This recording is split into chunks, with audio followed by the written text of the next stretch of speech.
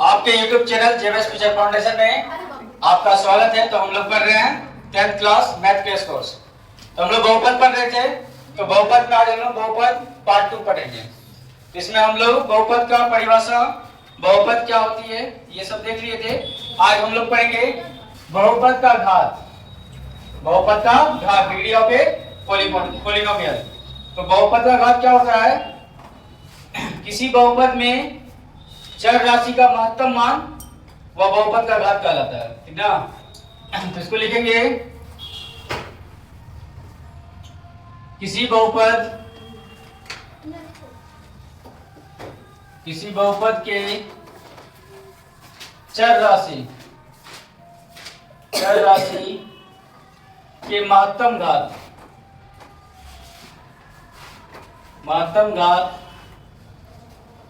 को बहुपद का घात कहते हैं। बहुपद का घात कहते हैं।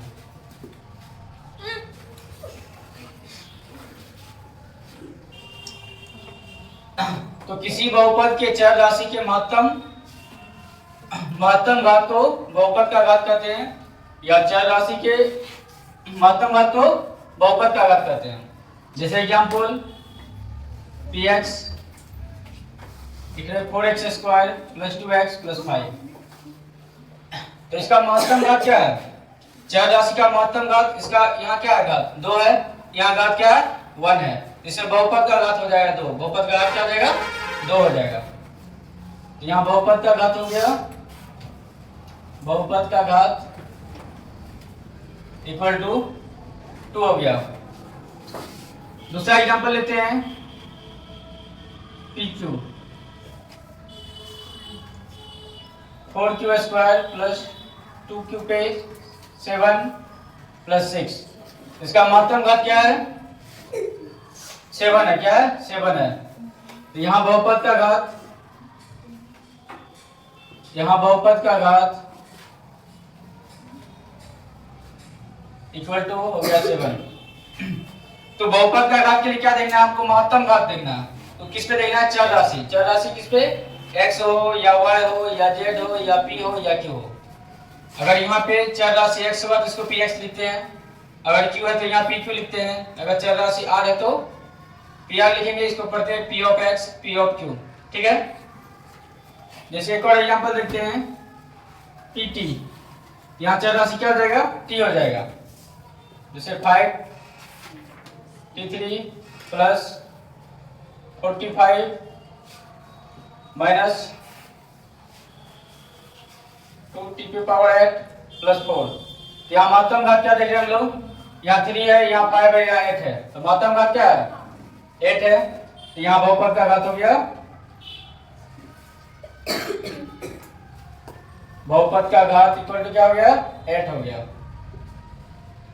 तो समझ में आ गया? तो बहुपद का घात क्या होता है? किसी भी बहुपद में चर राशि के महत्तम घात को हम लोग क्या बोलते हैं? बहुपद का घात। यानी जो जिसमें सबसे बड़ा मान होगा, तो वह क्या होता है? उसका बहुपद का घात कहलाता है। तो समझ में आ गया? इसका घात कितना है? 2 है। इसका कितना है? 7 है। इसका कितना है? 8 है। तो ये क्या होता है? चर राशि जब एक होता है, यहाँ चर राशि एक ही प्रकार का है ना। यहाँ पे x है तो सब में x है, यहाँ q है सब में q है, यहाँ t है तो सब में t है। अगर एक से अधिक होगा तो फिर उसका ऐड किया जाता है। फिर उसका क्या किया जाता है? ऐड किया जाता है। तो ये कंडीशन है जब चर राशि की संख्या एक हो, यानी एक ही प्रकार का चर राशि हो, ठीक ना। और दूसरा कंडीशन में क्या हो जाता है? यदि किसी बहुपद में चरों की संख्या एक से अधिक हो तो उसका क्या होता है? चरों की घातों के महत्तम मान को बोलते हैं हम लोग, क्या बोलते हैं? चरों के घातों के योगफल के महत्तम मान को हम लोग बोलते हैं बहुपद का घात बोलते हैं, ठीक ना। तो ये समझ में आ गया सब लोग? ये सिंगल चर राशि आएगा तो समझ में आ गया ना। अब एक से अधिक चर राशि आने पे बहुपद का घात क्या होता है उसको देखेंगे। तो लिखेंगे, यदि चर राशियों की संख्या एक से अधिक हो, पॉइंट में लिखेंगे, यदि चर राशियों की संख्या एक से अधिक हो, यदि चर राशियों की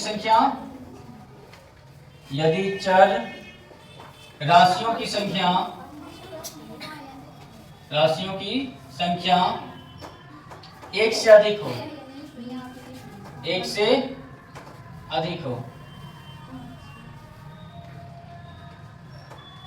तो चरों के घातों के योगफल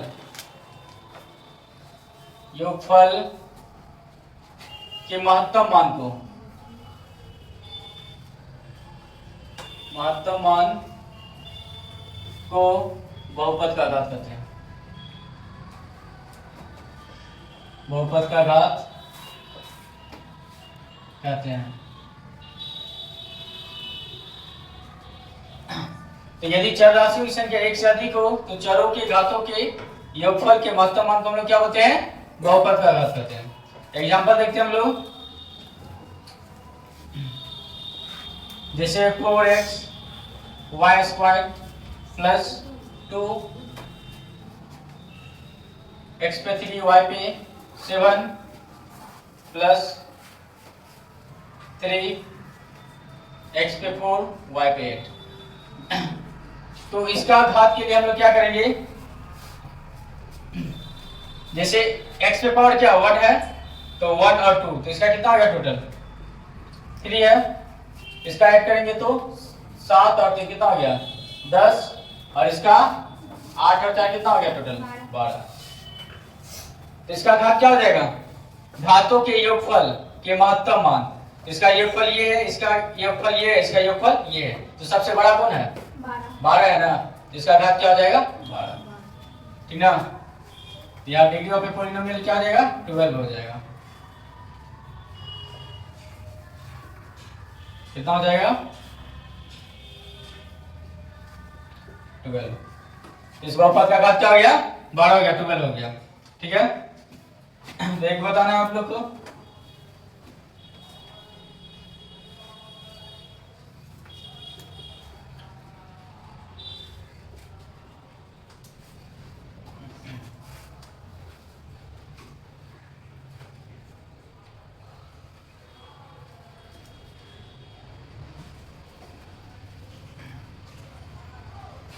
तो इसका घात क्या हो जाएगा? अगर ऑप्शन में दिया जाए, ए में दिया जाए 15, बी में 20, सी में 16 और डी में 6, तो क्या होगा आंसर? 16। तो हम लोग इसका योगफल निकालेंगे। इसका योगफल कितना हो गया? 3 2 5 1 6। इसका 8 और 7 क्या हो गया? 15, और y पे नहीं है तो कुछ क्या 1 है ना। इसका पावर क्या है? 1 है, तो 1 ऐड करेंगे ना, तो 8 और 1 क्या है? 9, और 9 7 16। इसका बहुपद क्या हो गया? 16 हो गया। कितना हो गया? 16। तो ये हो गया। तो ये कंडीशन है जब x यानी चर की संख्या का 1 से अधिक होता है तो चर के घातों के योगफल को क्या योगफल क्या रहता है। फिर उसके बाद देखा जाता है कौन सा इसमें महत्तम मान है। तो जो सबसे बड़ा मान होता है वही क्या होता है? बहुपद का घात होता है। ठीक हो गया ना। तो हम लोग देख लिए सिंगल वेरिएबल रहेगा तो घात देख लिए, और मोर देन 1 वेरिएबल रहेगा तो भी इसका डिग्री देख लिए। समझ में आ गया? क्लियर है यहाँ तक? तो हम लोग आगे देख रहे हैं बहुपद का गुणांक। तो बहुपद का गुणांक क्या होता है? तो बहुपद का गुणांक क्या होता है कि बहुपद में प्रत्येक पद में चर राशि अचर राशि होता है, तो चर राशि के साथ जो उसका गुण्य होता है, चर राशि के साथ जो संख्या उसके साथ गुणा की जाती है वह क्या कहलाता है? बहुपद का गुणांक। जैसे हम लोग लिखते हैं एक बहुपद लिखते हैं px, तो 4x³ - 7/3 x² plus 7x plus 5। इसमें अगर पूछा जाए x³ का गुणांक, x³ का गुणांक क्या होगा? पूछ सकता है x² का गुणांक, फिर x का गुणांक। तो कोफिशिएंट ऑफ x³ का गुणांक, तो x³ किसके साथ गुना है? 4 में ना। इसका गुणांक क्या हो गया? 4 हो गया। x² का गुणांक क्या हो गया? -7/3 हो गया। और x का गुणांक क्या हो गया? 7 हो गया और 5 हो गया अचर पद। तो बहुपद का गुणांक समझ में आ गया। किसी बहुपद में जो प्रत्येक पद होता है उसमें जो चर राशि के साथ जो अचर राशि गुणा की जाती है वही उसका क्या कहलाता है, गुणांक कहलाता है। ठीक है, ये ऑब्जेक्टिव में कभी कभी पूछा जाता है, ये बहुपद दे देगा तो दे x स्क्वायर का गुणांक क्या है, x का गुणांक क्या है, x क्यूब का गुणांक क्या है, तो समझ में आ जाएगा। तो बहुपद का गुणांक समझ में आ गया। अब हम लोग पढ़ेंगे बहुपद के प्रकार, टाइप्स ऑफ ए पॉलिनोमियल। तो अंडरलाइन करेंगे, लिखेंगे बहुपद के प्रकार, बहुपद के प्रकार, बहुपद के प्रकार। तो हम लोग शॉर्ट में पढ़ेंगे इसको, बहुपद के प्रकार, types, types of a polynomial.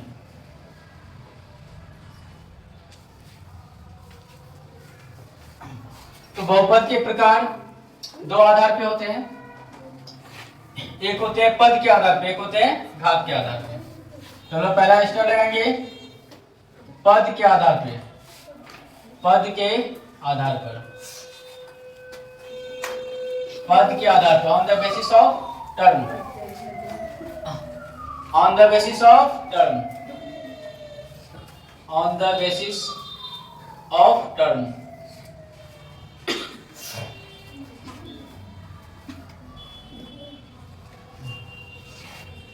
On the basis of term, तो पद के आधार पे। ठीक है, तो पद के आधार पे बहुपद तीन प्रकार के होते हैं। तो जैसे पहला एक पदी बहुपद, एक पदी बहुपद, इसको हम लोग बोलते हैं मोनोमियल। जैसा कि नाम से ही है मोनोमियल, तो वह बहुपद जिसमें केवल एक पद होता है।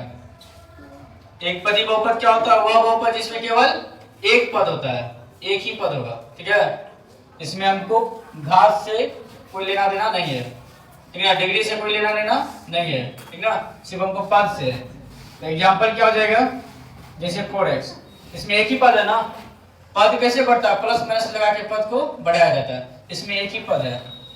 जैसे 7x3 एक ही पद है, y पे पावर 1000 ये भी एक ही पद है ना, ये सब एक पदी बहुपद। लेकिन अगर हम पावर का बात करें तो 1000 है, इसका क्यूब है, इसका क्या है 1 है ना। लेकिन पद के आधार पे ये एक पदी बहुपद है, क्या है, क्योंकि इसमें एक ही पद है, क्या है, एक ही पद है, तो ये एक पदी बहुपद, ठीक ना। इसी प्रकार क्या हो गया, द्विपदी बहुपद, द्विपदी बहुपद, इसको बोलते हैं बायनोमियल, बायनोमियल। तो द्विपदी बहुपद नाम से जैसा कि है, वह बहुपद जिसमें केवल दो पद होता है, वह बहुपद जिसमें केवल दो पद होता है उसे क्या बोलते हैं, द्विपदी बहुपद। एग्जांपल 4x + 5, तो दो पद, एक पद दो पद, ये दो पदी बहुपद हो गया। 7x3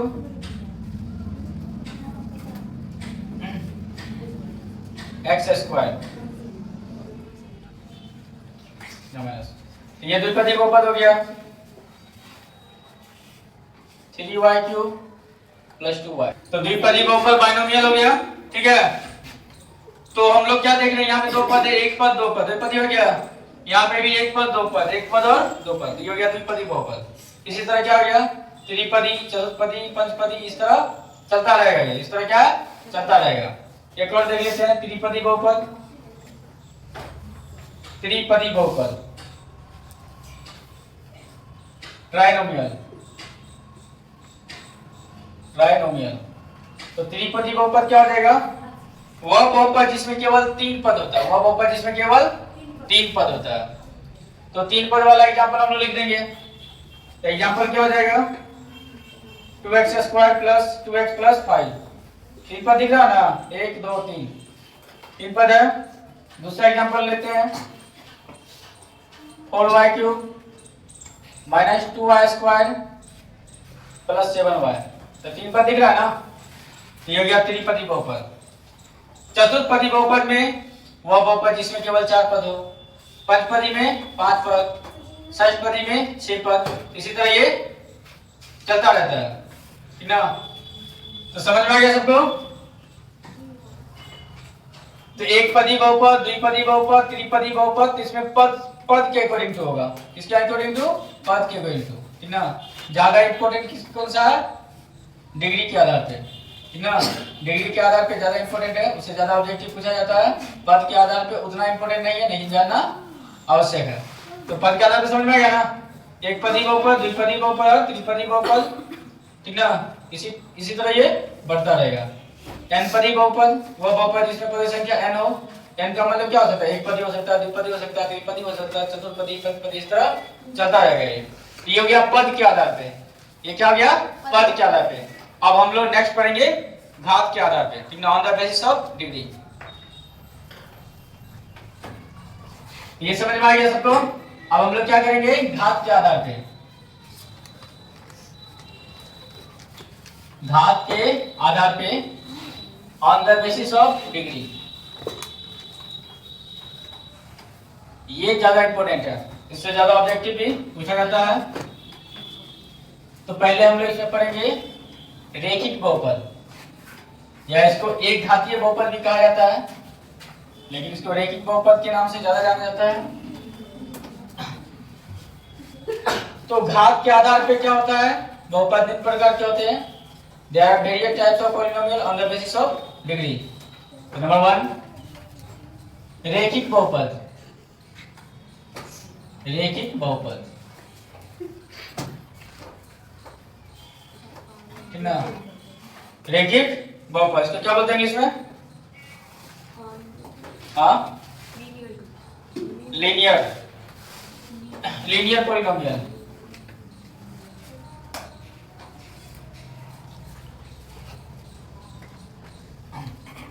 ये क्या होता है? वह बहुपद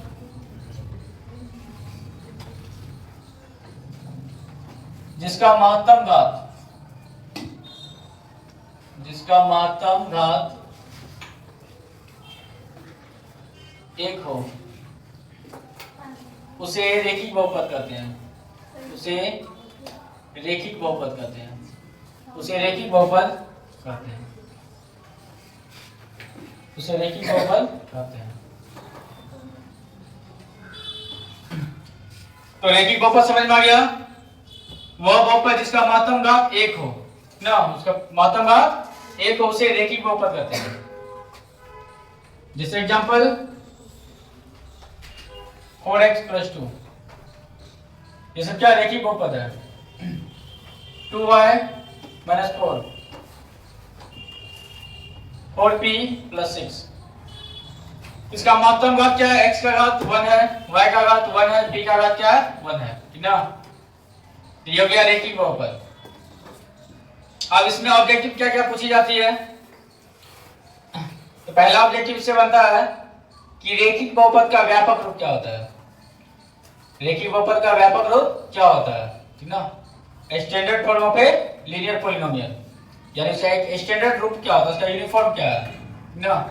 कैसे हम समझेंगे ये रेखिक बहुपद है? तो पहला स्टेप डालेंगे, देखेंगे रेखिक बहुपद का व्यापक रूप। रेखिक बहुपद का व्यापक रूप, standard form, standard form ax + b होता है। ax + b होता है। ax + b होता है। where a does not equal to 0, a does not equal to 0, और b क्या होता है? अचर पद होता है। b अचर पद होता है। तो रेखिक बहुपद का व्यापक रूप होता है ax + b के रूप में होता है। ax + b के रूप में होता है, जहां क्या होता है? a कभी भी 0 नहीं होगा। a कभी भी 0 नहीं होगा। क्यों नहीं होगा? यदि a का मान हम 0 करेंगे, ये a के साथ x गुना में क्या है? a और x का रिलेशन क्या है? मल्टीपल का है। अगर a का मान 0 होगा तो ये x को भी 0 कर देगा ना, तो ये टर्म खत्म हो जाएगा। ये टर्म क्या है? खत्म हो जाएगा। तो क्या बचेगा? केवल अचर पद बचेगा, तो वह अचर बहुपद हो जाएगा, हो जाएगा ना। इसीलिए रैखिक बहुपद में a कभी भी 0 नहीं होता है, a का मान 0 नहीं होगा।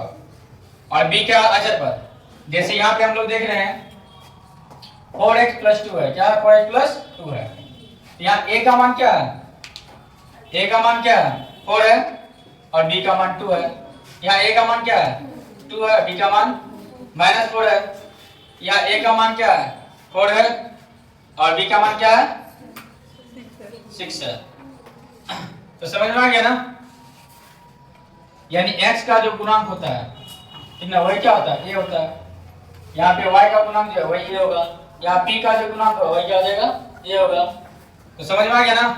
तो रैखिक बहुपद का व्यापक रूप होता है x + b होता है, जहां a does not equal to 0 और b क्या होता है कांस्टेंट होता है, अचर पद होता है। याद क्लियर है रैखिक बहुपद। अब दूसरा स्टार इसमें लगाएंगे। पहला ऑब्जेक्टिव समझ में आ गया कि रैखिक बहुपद का व्यापक रूप x + b होता है। दूसरा पॉइंट, दूसरा ऑब्जेक्टिव क्या बनेगा इससे, रैखिक बहुपद का घात क्या होता है, इसका डिग्री क्या होता है। तो रैखिक बहुपद का घात, ये सब पूछा जाता है एग्जाम में। रैखिक बहुपद का घात क्या हो जाएगा 1 होगा, क्या होगा 1 होगा। तीसरा ऑब्जेक्टिव क्या बनेगा, रैखिक बहुपद का अधिक से अधिक कितना शून्य होता है, तो केवल एक शून्य, केवल एक शून्य। रैखिक बहुपद का केवल एक शून्य, रैखिक बहुपद का केवल एक शून्य होता है, केवल एक शून्य होता है, एक शून्य होता है। अब शून्य क्या होता है, जिससे पूरे बहुपद का मान शून्य हो जाए, ठीक ना। किसी बहुपद में चर राशि का वह मान जिससे पूरे बहुपद का मान शून्य हो जाए उसे शून्य कहते हैं। तो रैखिक बहुपद का केवल एक शून्य होता है, ठीक ना। एक का मतलब क्या, एक का मतलब ये एक, ठीक ना, एक शून्य को, ऐसा नहीं कि एक शून्य, ठीक ना। रैखिक बहुपद का केवल एक शून्य होता है। अब इसका शून्य कैसे निकाला जाता है, इसका शून्य निकालने के लिए हम लोग क्या करते हैं,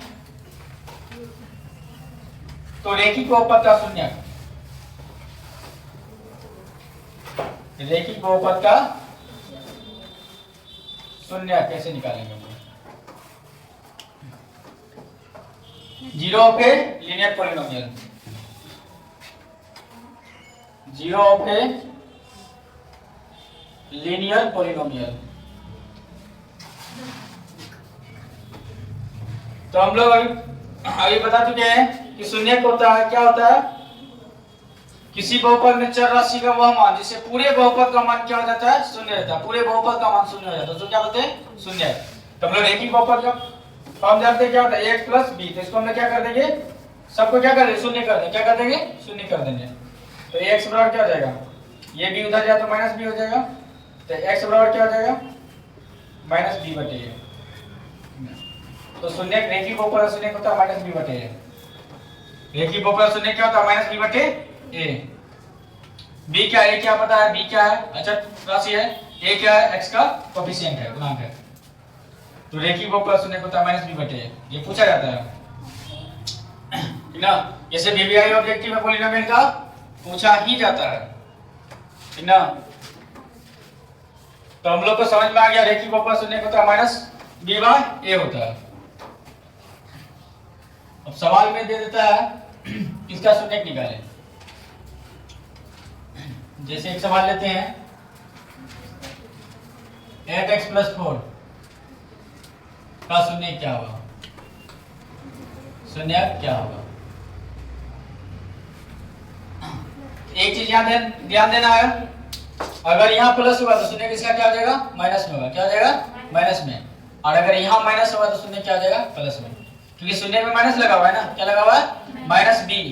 अगर b हमारा प्लस में रहेगा तो शून्य क्या हो जाएगा माइनस में, और माइनस में रहेगा तो शून्य क्या जाएगा प्लस में। अगर हम फॉर्मूला से इसका निकालेंगे तो शून्य के बराबर हम लोग को पता है क्या होता है, शून्य क्या होता है -b/a। ये माइनस फॉर्मूला का है ना, तो -b की जगह क्या है 4 है, तो 4 a की जगह क्या है 8 है, है ना, ये कर सकता है। 4 1 जा 4 4 2 जा 8 -1/2। इसका शून्य क्या हो गया -1/2।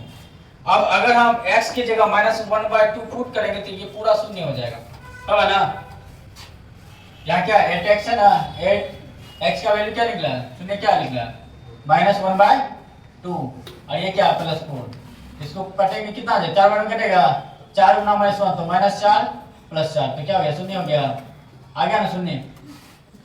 तो शून्य का मतलब ये होता है अगर उसको बहुपद में पुट किया जाए तो वो पूरे बहुपद का मान क्या कर देगा, शून्य कर देगा, ठीक ना।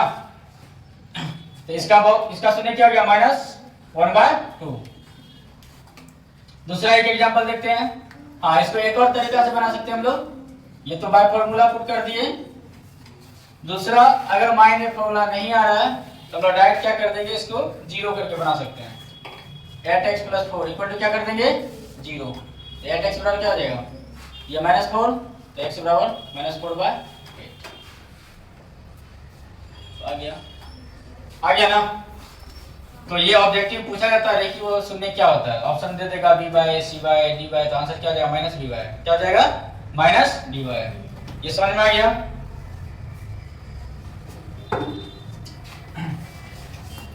एक और देखते हैं हम लोग, जैसे 4x - 12 का शून्य।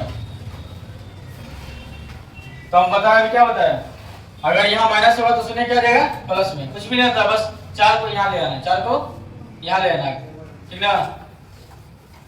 बिना लिखे हुए देख करके हम बता सकते हैं इसको, ठीक ना, क्योंकि ये नीचे आ जाएगा, 4 से करिए, 4 तिया 12, तो क्या आ जाएगा +3 या -3, +3 होगा ना।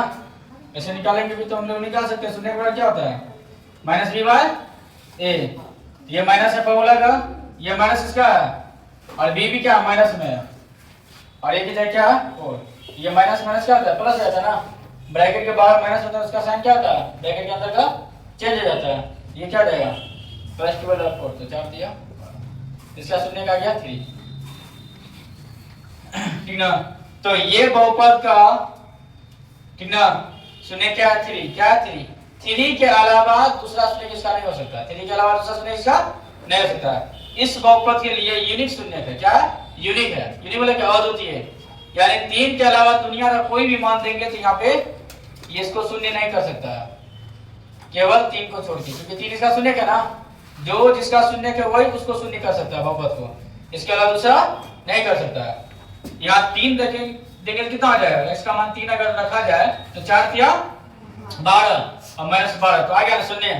तो 3 के अलावा दुनिया का कोई भी मान देंगे तो वो इसको शून्य नहीं कर सकता, क्योंकि इसका केवल इकलौता शून्य 3 ही होगा, इसके अलावा दूसरा नहीं होगा, ठीक ना, समझ में आ गया ना। तो रैखिक बहुपद शून्य को तो -b/a होता है, हम लोग निकालने भी सीख लिए हैं। और एक और ऑब्जेक्टिव इससे बन सकता है रैखिक बहुपद से, वो क्या है, रैखिक बहुपद का आलेख क्या होता है, ठीक ना। तो रैखिक बहुपद नाम ही रैखिक है, रैखिक का मतलब क्या, रेखा खींचना, चाहे ये भी सरल रेखा है, ये भी क्या सरल रेखा, ये भी क्या सरल रेखा, इस टाइप का इसका आलेख आएगा, इस टाइप का इसका आलेख आएगा। तो एक और स्टार लगाएंगे, ठीक ना, और लिखेंगे रैखिक बहुपद का आलेख सरल रेखा में आता है, रैखिक बहुपद का आलेख सरल रेखा में आता है।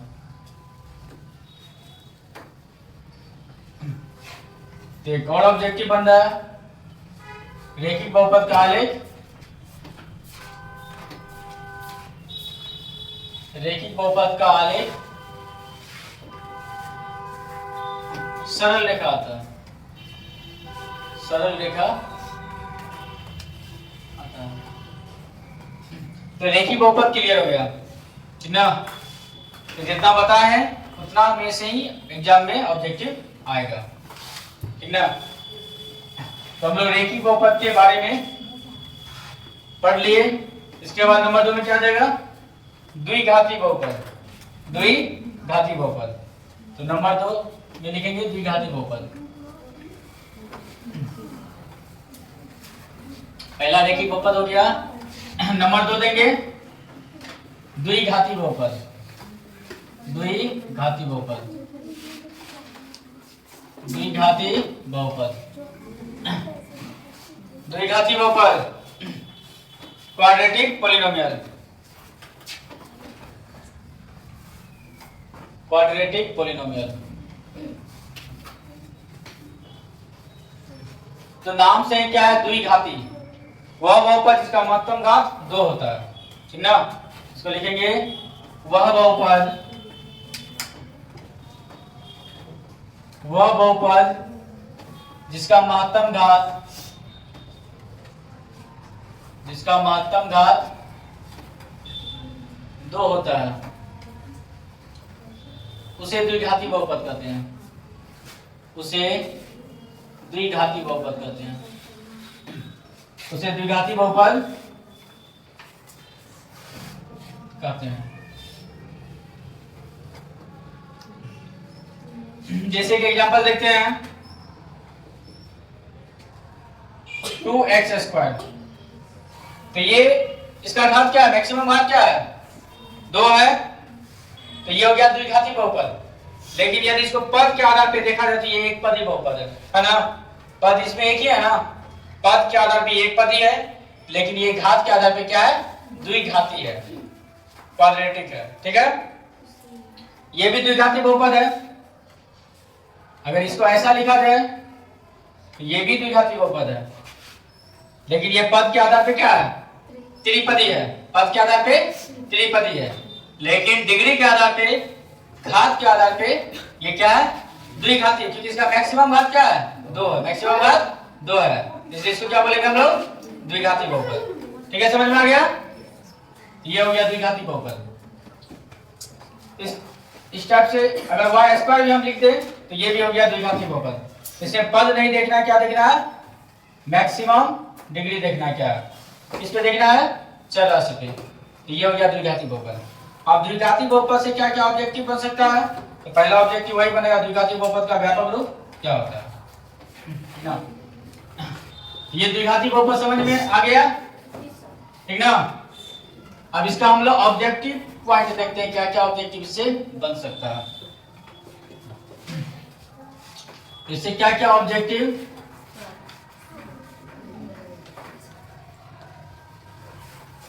बन सकता है।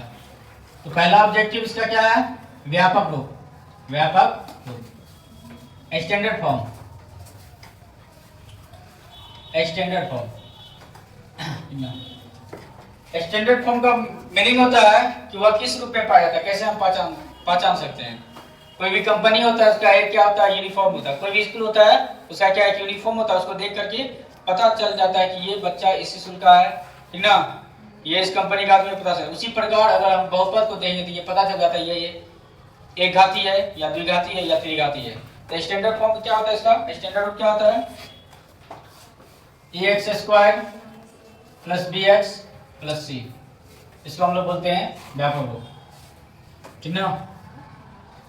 जैसे एग्जांपल में क्या लिख सकते हैं, एग्जांपल एक किसका लिखते हैं, जैसे 4x² - 2y3x + 5। यहाँ पे a बराबर क्या आ गया, 4, b बराबर क्या हो गया, -2y3, और c बराबर क्या आ गया, 5, ठीक है ना। तो x² का जो कोफिशिएंट होता है वो a होता है, x का जो कोफिशिएंट होता है वो b होता है, और कांस्टेंट जो होता है वो क्या होता है, c होता है। तो अगर इस टाइप में अगर दिखे तो ये क्या हो गया, द्विघाती बहुपद। क्या हो गया, द्विघाती बहुपद। दूसरा भी एग्जांपल ले सकते हैं, y से ले लेते हैं, 4y² + 2y - 2y + 6, ये भी क्या हो गया, द्विघाती बहुपद, ठीक ना। ये हो गया इसका व्यापक रूप, स्टैंडर्ड फॉर्म। तो द्विघाती बहुपद समझ में आ गया सबको, ठीक ना। इसका व्यापक रूप समझ में आ गया, ये इसका व्यापक रूप होता है। तो ये हो गया, पहला समझ में आ गया ना, पहला ऑब्जेक्टिव समझ में आ गया। दूसरा क्या पूछा जा सकता है, इसका घात,